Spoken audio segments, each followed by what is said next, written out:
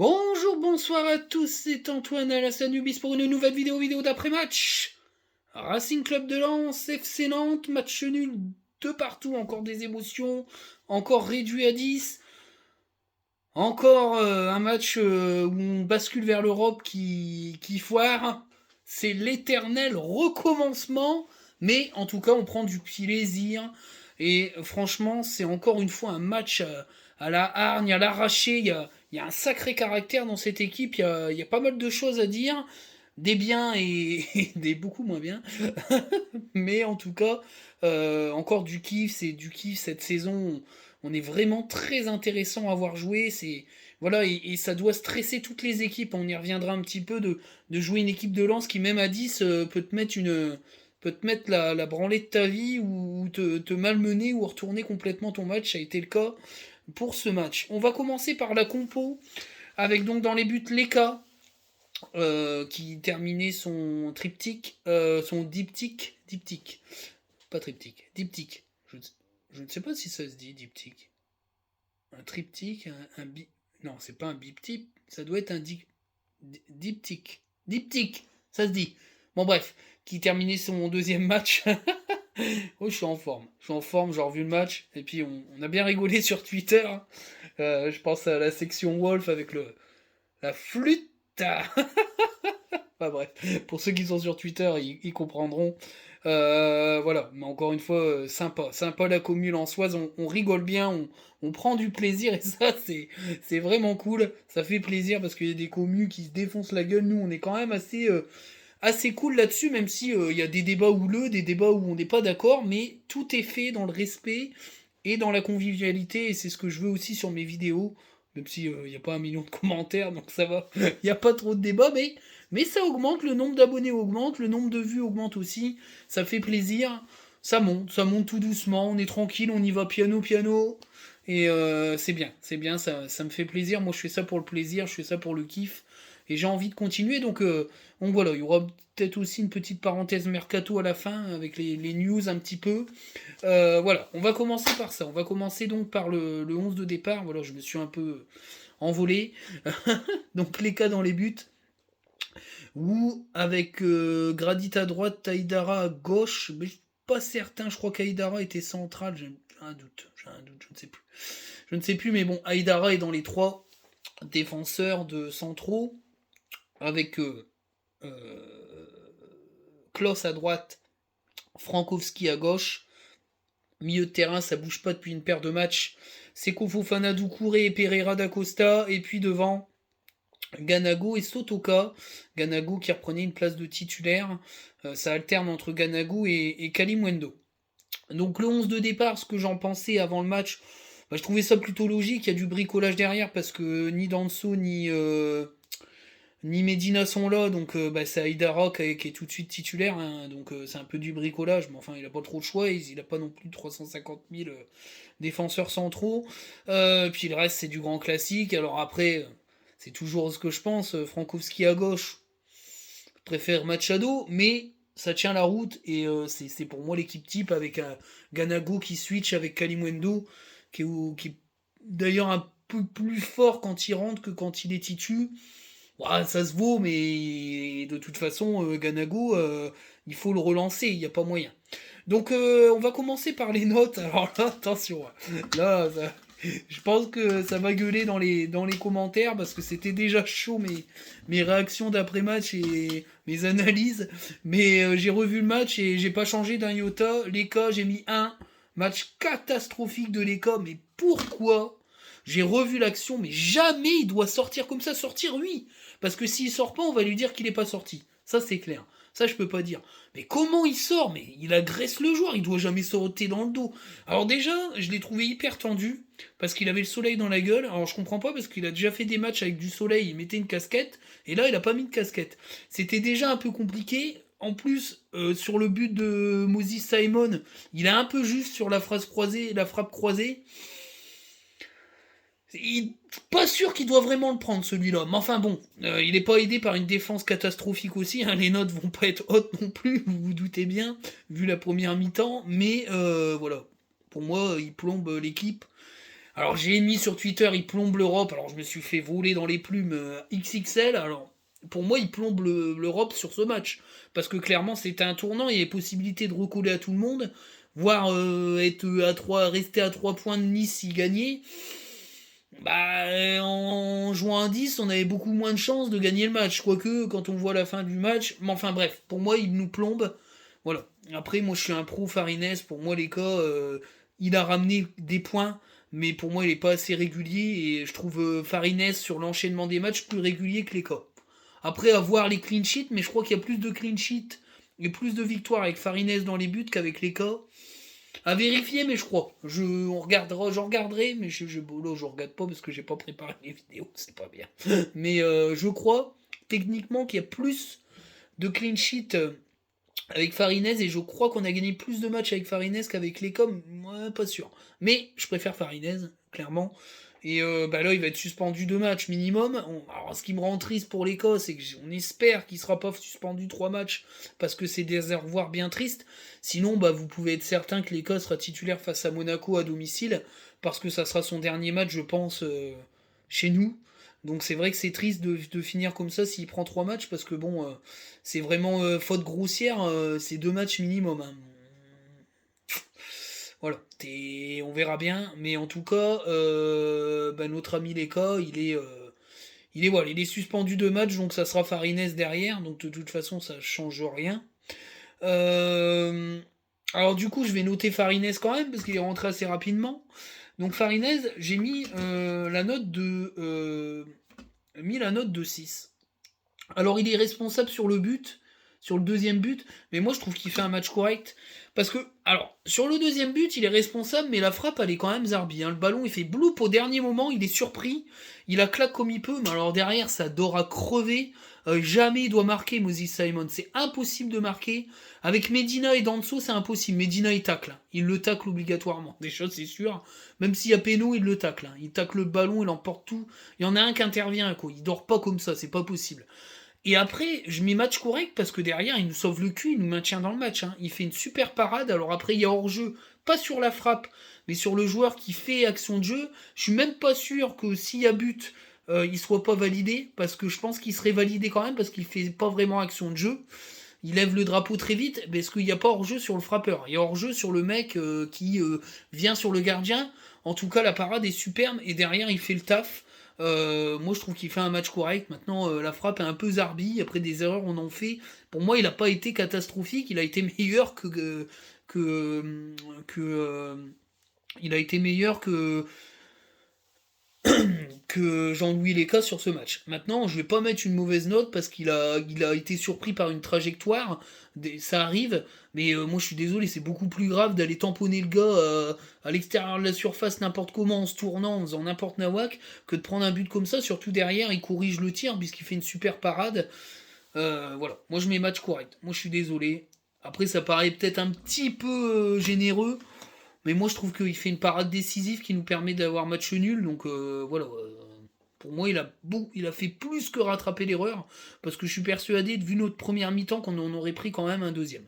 Voilà. Alors, à la défense, Aïdara, je mets la note de 1. Il a été catastrophique. Catastrophique. Alors, c'est pas son poste. Il n'a pas été non plus aidé par vous. C'est clair. Mais franchement, voilà quoi. Il est bouffé dans tous les duels, il a disparu de la circulation. Après, c'est Grady de fou, et puis il tourne à gauche, mais à gauche, il fait plus rien. Il se fait même bouffer par Colomwani. Il y a que quand il est sorti qu'on a vu du mieux. Voilà, bah, ça veut tout dire, clairement. Ça veut tout dire. Voilà. Pour moi, il est largement derrière tous les joueurs de l'effectif. Après, ça reste un super mec. C'est un mec qui a 100 matchs chez nous. Il a fait le boulot. Mais en Ligue 1, c'est trop juste. C'est vraiment trop, trop juste. Vraiment. C'est trop juste. J'ai mis la note de 2 à Wu. Très mauvais match de Christopher Wu. Il a été pourri en première mi-temps. Des pertes de balles, des conduites de balles de merde. Il se fait prendre sur tous les ballons en profondeur. En deuxième mi-temps, c'est guère mieux. Mais enfin, il y a un petit mieux. Mais c'est le pire match de Christopher Wu depuis qu'il est chez nous, hein. C'est triste, mais c'est comme ça. J'ai mis la note de 3 à Grady.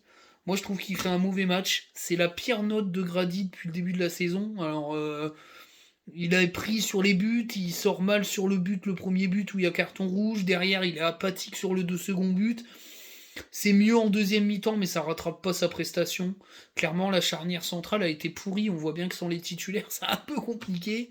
Voilà, c'est ce qui fait aussi la limite de notre équipe, c'est que les remplaçants sont pas au niveau Ligue 1, quoi. Mais ça, c'est normal. Ça fait que 2 ans qu'on est en Ligue 1. Pour construire un banc, il faut au moins 3 ou 4 ans. Voilà, clairement. Et puis des jeunes qui performent, ce qui n'est pas forcément le cas. Mais voilà. En tout cas, la charnière, elle a pas des grosses notes, hein. Mais ça, c'est logique. J'ai mis la note de 7 à Jonathan Klaus. Moi, je trouve qu'il fait un bon match. Parce qu'offensivement, il a amené des choses. Parce que défensivement, il nous a sauvé le cul une paire de fois en coupant, clairement. Quand il est passé en latéral droit, il a été aussi bon que quand il est piston. Il a apporté, voilà, il a aidé l'équipe à remonter un peu d'un cran. Quand on a remonté d'un cran, il a été beaucoup plus intéressant. Moi, clairement, j'ai beaucoup aimé. Parce que c'est un match où il devait défendre et il a très bien défendu. Voilà, clairement c'est ça. J'ai mis la note de 7 à Tchèque Doucouré, il fait un bon match. C'est du bon Tchèque Doucouré, il a nettoyé les ballons, il a aéré le jeu, techniquement c'est très haut niveau. Voilà, franchement c'est du bon Tchèque, il a été moyen sur le match avant, là il a été beaucoup mieux. Milieu de terrain, j'ai mis la note de 8 à Seko Fofana. Du grand Seko Fofana dans les dribbles, dans la puissance, une belle passe décisive pour Pereira da Costa, c'est bien, mais il pourrait avoir des meilleures notes. Clairement, s'il améliore ses techniques de passe, sa finition en passe, il est énorme. Il y a un moment donné, il fait un dribble. Le joueur roule encore ce soir, hein, il roule encore, il va arriver à la Beaujoire. Tellement il l'a mis dans le vent, derrière il fait une passe latérale, mais pourrie. Et on perd le ballon et ça devient dangereux même. Alors que s'il appuie, il est plus précis dans les passes, mais laisse tomber le boulevard à droite, tellement il a mis des différences. Et ça, faut qu'il le travaille, quoi. Sa justesse dans les passes, je veux dire, comment dire, il faut qu'il soit plus lucide dans ses passes et qu'il les claque plus. Qu'il améliore ses techniques de passe, il deviendra énorme. D'ailleurs, quand il fait une belle passe, il y a but, hein. Donc clairement, il fait un très bon match, mais il pourrait avoir 9 ou 10. Tellement il a été énorme. Tellement il a été énorme. J'ai mis la note de 8 à Pereira da Costa. Moi, je trouve qu'il fait un très bon match. Un beau but. Je trouve qu'il a été très bon techniquement. Quand on a repris le contrôle du ballon, il a été présent. Il a super bien géré. Pour moi, c'est le titulaire absolu de cette équipe en numéro 10. Il a clairement explosé au plus haut niveau. L'année prochaine, à mon avis, c'est lui qui aura la lourde tâche d'être le numéro 10 de cette équipe. Et il est largement au niveau pour le faire. Clairement, moi, ça me plaît. Moi, ça me plaît. Ce joueur me plaît. Voilà. Ce joueur me plaît beaucoup. J'ai mis la note de 3 à Sotoka. Moi, je trouve qu'il fait un mauvais match. Ça peut arriver. Je l'ai trouvé un peu en dedans. Après, à 10 contre 11, c'était un peu compliqué. Mais voilà, il n'a pas forcément aidé l'équipe. Ça peut arriver, il peut pas toujours être bon. Après, il a tellement performé qu'il doit être un petit peu crevé. Mais bon, c'est pas grave. Et je mets 3 au regard de ce qu'a apporté les remplaçants. Parce que vu qu'on était à 10 contre 11, il a beaucoup moins usé la défense et ça met plus en relief le travail des remplaçants qui ont eux mis la pression à la défense et mis la défense en PLS. C'est un 3 au regard des notes des remplaçants, clairement. Mais ça peut arriver de faire un mauvais match, ça ne n'occulte pas la saison de Sotoka. D'ailleurs, entre parenthèses, je ferai une notation à la fin de la saison, une notation globale de l'effectif sur l'année. Ça se discutera, je pense que ça va faire parler, mais c'est vrai que souvent on me dit qu'on note match, c'est pas bien, il faut noter sur une saison, mais moi je trouve qu'il faut aussi noter les joueurs sur leur match. Après tout, la vérité d'un match n'est pas une autre et que les notes peuvent changer, c'est comme quand on fait des devoirs, on peut avoir 18 à un devoir et puis 7 à l'autre devoir, ça fait quand même 12,5 de moyenne et c'est pas dégueulasse. Donc vous verrez que les notes de l'année seront beaucoup plus représentatives de la saison. D'ailleurs j'en parlerai et je préparerai bien ma vidéo pour vous faire une synthèse de la saison de chaque joueur. Et de leur avenir et de ce que j'en pense. J'ai mis la note de 6 à Ganago. Alors je fais une petite dédicace à Thibaut. Enfin arrête mon gars, fais des vidéos sur Lyon, arrête. Parce que le tweet que tu fais sur Ganago, c'est honteux. Le mec, moi je trouve que déjà il a galéré, ça fait 1 an et demi qu'il galère, parce que depuis qu'il s'est fait sécher en deux par Kolo Dzieja, qu'il est jamais revenu, C'est compliqué. Moi-même, je l'ai dit qu'il pouvait plus être titulaire et que c'était incroyable et que limite Baldé devait y passer devant. Mais j'ai jamais osé dire prends tes valises et dégage vite de mon club et loin de mon club. C'est dégueulasse et je me permettrai pas de faire ça. Donc c'est la parenthèse pour Thibaut. Arrête de raconter tes conneries. Je veux dire, c'est débile de dire ça. En plus, t'analyses très mal son match parce que moi je trouve qu'il fait une première mi-temps correcte. Il a plus de peps. Moi, je trouve que physiquement, il revient bien. Dans ses contrôles orientés, il y a de la gève. Franchement, je l'ai trouvé dynamique. Il n'y a plus la caravane au cul comme il y a quelques matchs. C'est normal. Et j'ai trouvé qu'il avait fait un match correct. Il a fait ce qu'il a pu. Après, à 10 contre 11, c'est pas sa manière de travailler parce qu'il prend l'espace. Et que là, en fait, il faut plus garder le ballon et c'est pas trop sa technique. Mais en tout cas, moi, je trouve qu'il fait un match correct et je voulais le saluer. Voilà. Il a tellement galéré que ça insiste d'encouragement et je trouve que à 11 contre 11, moi je trouvais qu'il avait fait un bon début de match, voilà clairement. Alors j'ai pas noté Frankowski parce qu'il est pas noté, mais à noter qu'il a fait un superbe centre du gauche pour Sotoka qui a pas réussi à cadrer sa tête. D'ailleurs c'était la seule occasion de Sotoka, mais je l'ai pas noté. Ouais, difficile à noter. Mais en tout cas, c'est voilà, je voulais le faire remarquer, j'ai pu penser.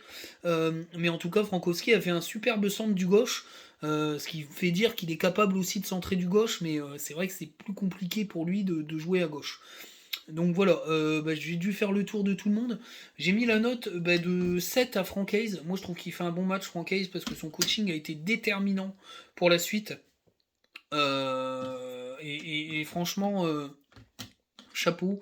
Je mets la note de 6 à Nantes avant de noter les remplaçants. Moi je trouve personnellement que Comboiré il a fait une superbe compo et qu'il a gagné la bataille tactique et après il y a eu l'effet Coupe de France, je pense qu'ils ont lâché l'affaire. Parce que je pense qu'il n'y aurait pas la Coupe de France derrière. À mon avis, il gagne le match parce qu'il le tiendrait mieux que ça. Il a sorti pas mal de joueurs qui avaient fait la diff et derrière ça n'a pas trop suivi. Mais en tout cas, Comboiré tactiquement il nous a mis la soupe, hein. C'est clair. Après, il y en a qui aiment pas, mais moi je trouve que Comboiré, c'est pas un mauvais coach. Après, il a une mentalité Zarbi, mais pour moi, avec un effectif de niveau, il est capable de créer des choses. Je trouve que Nantes fait du beau football. Généralement, c'est plaisant à voir jouer. Quand on met le but, je le dis, mais clairement, cette année, c'est pas si dégueulasse que ça. Après, il faut voir l'année prochaine. Ils vont avoir une perte de départ, ça va faire mal. Ils ont intérêt de bien recruter derrière. Parce que déjà, ils perdent Colomwani gratuitement. Ils ont intérêt de bien vendre Blas et compagnie, parce que ça va être compliqué pour eux. Voilà, c'est un petit message. J'espère que leur mercato va être bien géré parce qu'avec le président qu'ils ont, c'est pas évident.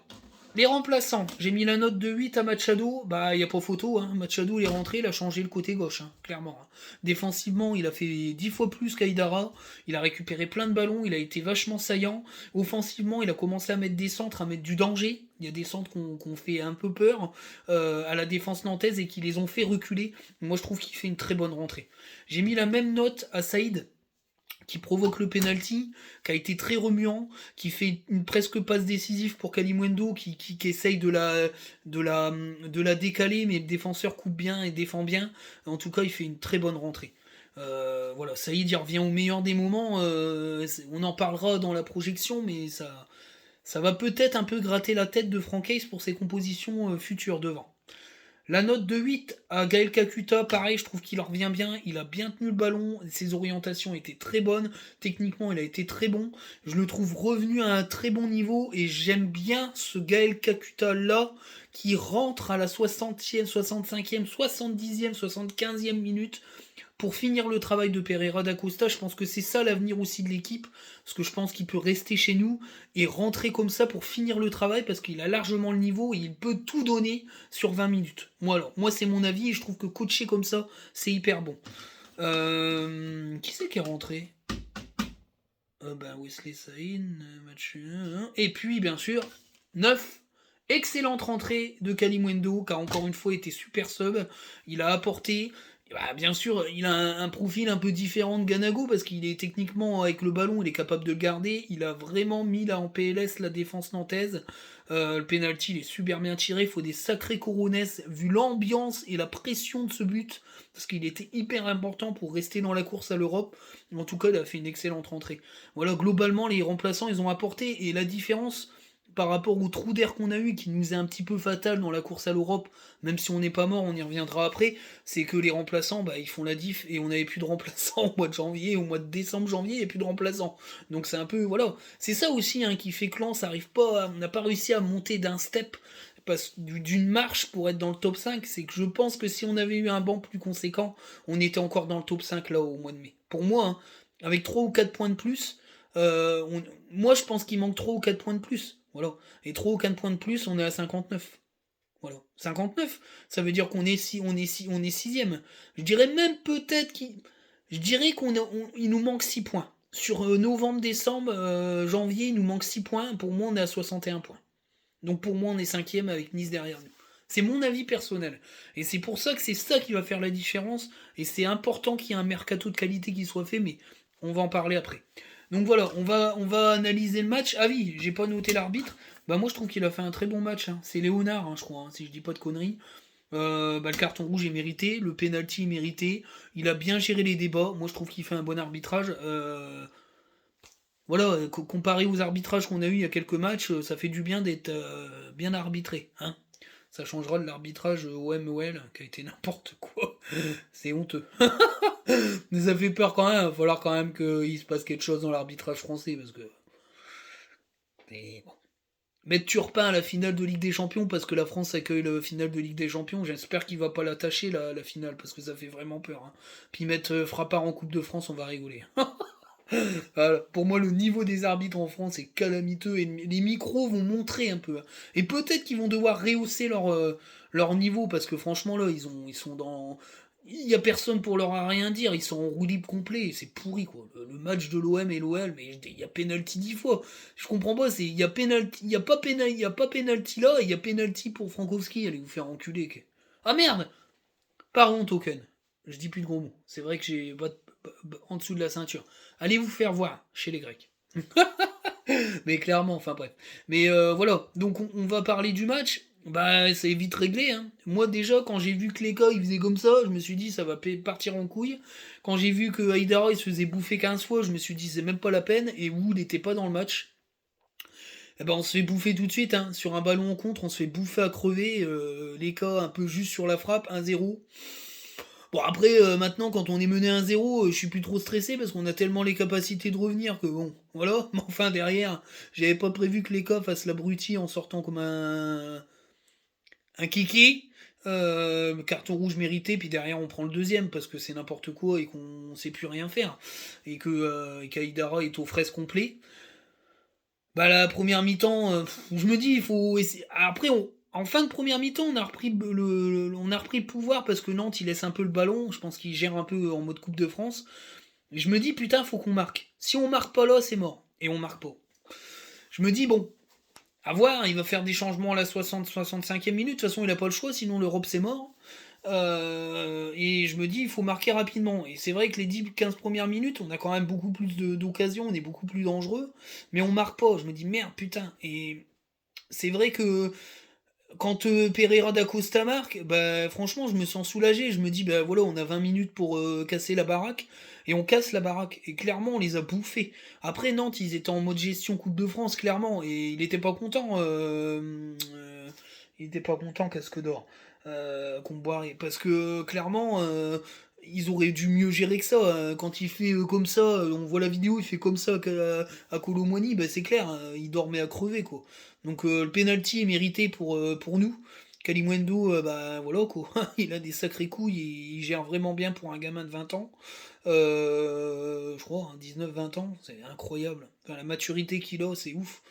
Mais bah, derrière, on a presque une occasion de 3-2, donc. Mais c'est comme pas mal de matchs où bah au final c'est frustrant, mais ouais, mais on se tire des balles dans le pied à chaque fois et on arrive à revenir, mais ça frustre les matchs. Encore une fois, on aurait pu gagner ce match-là, mais on l'a pas gagné, donc avec des si, on finit deuxième du championnat et là on est huitième. Donc voilà, bah, la projection, elle est simple. Parce que bah, là, le débrief il est rapide, on est à 10 contre 11, on reprend la maîtrise. J'ai trouvé les entrées très très bonnes quand même. Je trouve que Saïd a beaucoup apporté. Comment dire, Kakuta aussi. Machado il a rééquilibré le truc. Machado il est en train de prendre le pied sur Aïdara. Pour moi, clairement, Aïdara. Pour moi, clairement, Aïdara, il doit être derrière Machado. Pour moi, c'est Frankowski, Machado, Aïdara. Clairement. Moi, je le dis, hein. Il a clairement pris le pas et il est très très bon. Encore une fois, il fait un super centre. C'est dommage que ça coupe pas parce que à 11 contre 11, il y a but parce que s'il y en a un qui coupe au fond, il y a but, hein. Et le centre, il est superbe. Et personne peut aller le chercher, ce centre-là. Puis il combine bien, dans les prises de profondeur, il met la misère à l'arrière-garde, il est très rapide. Franchement, il montre des belles choses, quoi. J'espère qu'il va. Bon, il va rester, hein, mais pour moi, il a largement le niveau pour jouer titulaire à gauche, hein. Clairement, hein. Moi je le dis. Et puis voilà, Kalimundo fait le boulot. Francaise a encore une fois fait un très bon coaching, c'est pareil, j'espère qu'on va le garder aussi. Ça va être un été excitant au niveau mercato. Et voilà. Alors la projection, ben, c'est que tout le monde a gagné devant, donc c'est réglé pour la 5e place. À moins d'un miracle, on n'ira pas. Et puis malheureusement, Lyon a gagné 3-0 à Marseille. Je n'aurais pas parié là-dessus. Surtout que c'est honteux parce que normalement enfin, bref, c'est été arbitré avec mon cul. J'ai vu le match, c'est honteux. Enfin, bref, mais oh là, j'ai postillonné. Ça sera pas coupé. Mais mais clairement, c'est honteux. L'arbitrage est honteux. Mais bon, rien n'est fait. On a égalité de points avec Lyon. S'ils finissent en boulet de canon, ben, ils seront 6e. Parce que je vois pas Strasbourg faire 3 victoires. Mais enfin, s'ils font 3 victoires, ils seront 6e aussi. Maintenant, on a le même parcours que Strasbourg. Lyon n'a plus aucun adversaire très haut niveau. Ils ont que des relégables. Pour moi, ils vont finir 6e. Je pense qu'ils finiront 6e. Après, faut voir au goal average parce qu'on est à égalité de points avec eux. Parce que le match aussi est face à Strasbourg, parce que la 7e place serait peut-être intéressante à voir. Surtout qu'apparemment la FIFA, enfin l'UEFA a sanctionné les clubs russes. À voir s'il y aura une retombée sur les clubs français, si on récupérera, parce qu'il y aura un rééquilibrage des places en Ligue des Champions. Est-ce qu'on va récupérer une place? On sait pas. On verra bien. Mais en tout cas, voilà, le duel, il est assez égal avec Strasbourg.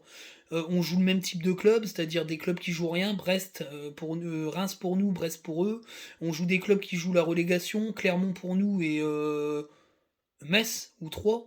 Non, non, 3 pour nous et eux ils jouent Clermont. Et puis une finale, eux à Marseille et nous à Monaco. Donc voilà, on a le même calendrier. Maintenant, ça va jouer à distance. Mais on a les capacités, si on reste à 11 contre 10, d'aller gagner ces matchs et tout faire pour aller les gagner. Voilà. À Reims, il va y avoir du monde. À 3, ils ont augmenté le parquage et ils ont fermé les places hors parquage. C'est logique. On allait les violer. Sinon, c'est un peu dégueulasse, mais c'est normal, c'est le jeu. Et puis à Monaco. On reçoit Monaco avec dans un Bollard qui va être incandescent. Faudra voir ce qui va se passer avant, mais voilà. Mais il faut rester sur cette 7e place. Il faut vraiment, faut tout faire pour être 7e parce qu'il y aura peut-être une belle surprise à la clé. Voilà.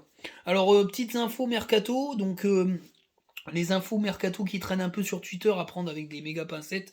On parlerait de Doucouré à Crystal Palace pour à peu près 18 millions d'euros, voire 18 millions 15 millions de livres ouais, 18 millions d'euros.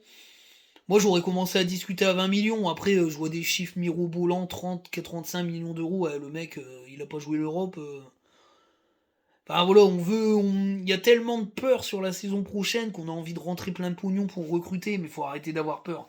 Pour moi, on est top 10, à moins d'un recrutement catastrophique, mais ça fait 2 ans, 3 ans qu'on recrute bien.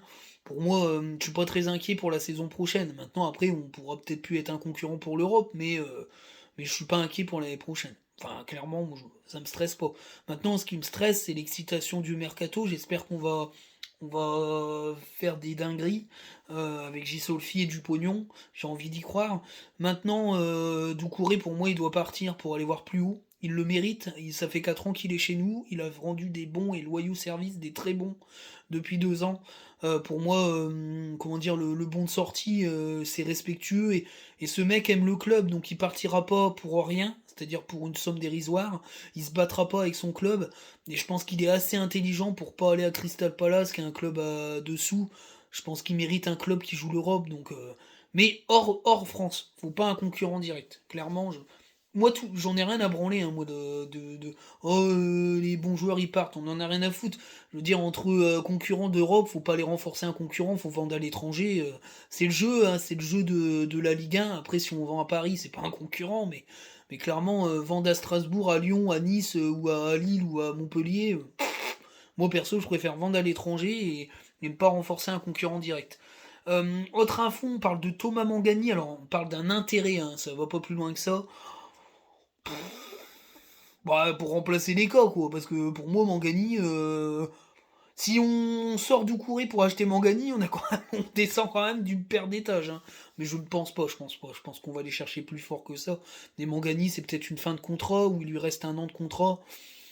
Peut-être pas trop cher, où il va peut-être rompre son contrat d'un commun accord et puis partir chez nous en remplacement de Cahuzac qui va arrêter sa saison. C'est un profil, hein, il a une 30, 31, 32 ans, c'est un pilier de vestiaire, après il peut toujours rendre des services, voilà, donc pourquoi pas, mais c'est dans la rota, quoi. Mais c'est intéressant, dans la rota pour un banc, parce que je trouve que Mangani peut largement faire le taf sur 2 ou 3 matchs si on a des suspendus. Mais pour moi, c'est pas une recrue titulaire, hein, loin de là. Voilà, et c'est tout. On parle aussi de... ça m'a fait rire. De Jonathan Klaus au PSG, mais c'est des conneries. Un journaliste apparemment, mais il a qu'un abonné. Donc voilà, mais je cite quand même les rumeurs. Mais voilà, on attend avec impatience un peu les décisions de l'UEFA par rapport à la suspension des clubs russes, voir s'il y a une retombée, et ça peut être très excitant pour nous. Voilà. Alors cap sur Reims, maintenant on a la capacité de battre Reims chez eux, maintenant ils jouent libérés, c'est une équipe qui joue bien, et qui Tiki sera pas là, mais quand tu vois Bilal Touré le match qu'il fait, et derrière c'est assez intéressant, il y a Rajkovic qui arrête tout, eh ben ça va être un sacré match, et ben, il faut y aller pour le gagner, donc faut pas. Voilà, ça va être ouvert. On va voir si Reims met la bétonneuse, mais ça m'étonnerait. Je pense que Reims a envie de jouer aussi, de se faire plaisir, donc on va voir un match très sympa, avec beaucoup de Lensois, et j'espère qu'ils feront du bruit pour tous ceux qui sont pas là et qui supportent l'équipe. Donc voilà. Bah écoutez, je vous dis bonne soirée à tous. Ciao les amis, à bientôt.